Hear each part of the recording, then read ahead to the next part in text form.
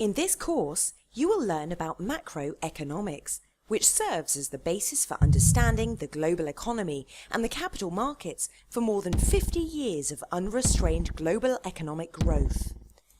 In 2008, the first global recession broke out since the Second World War. A debt crisis and mass unemployment struck Europe. China showed signs of a recession, and the United States began to tread water. The global crisis that inflicted serious damage primarily on developing nations made economics the most important issue on our agenda. A national economy is a complex system that includes many participants and is measured based on gross domestic product. Gross domestic product is one of the indices that serves to assess the economic resilience of a country.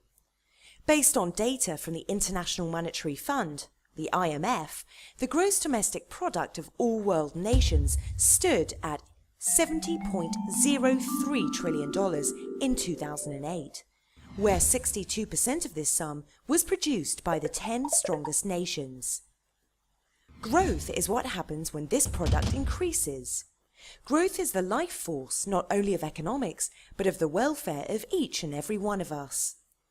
When a population increases in size, growth produces work and allows the government to provide services for more people. Growth is attained by a culture of entrepreneurship, support of investments in research and development, education and knowledge. According to John Keynes, an important British economist who developed the modern fundaments of economics, there are 4 ways that an economy can achieve growth. 1. Private growth. Calculated by the consumption of residents of a country of final goods and services. For the last 40 years, private consumption has been one of the main sources of growth in the United States. 300 million Americans consume 4 times the amount consumed by over 1 billion Chinese. 2. Trade. This is the raw export of a country minus the raw import.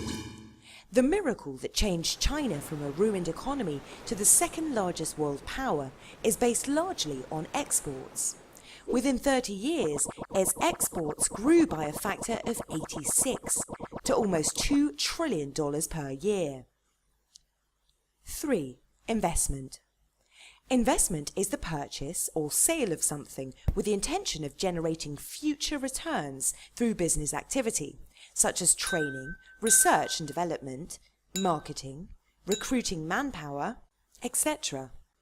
Little Estonia invested 30 to 40% of the gross domestic product of all developing economies prior to the financial crisis and became a unique Silicon Valley in Europe. 4. Government. The government builds roads, employs teachers, and distributes stipends. The last century is characterized by an increase in government spending in the United States, in the larger European economies, and in one of the smaller ones as well. Greece increased its spending by 50% in the last 5 years and has accrued one of the largest debts in the Western world. Crisis did not take long to arrive. Economics is far more than a list of letters or a formula. It is driven by people, desires and inclinations. We live in a time where strong forces affect us, but now we have more power over our economic destiny than we have ever had before, and therefore it is imperative that we understand how economics works.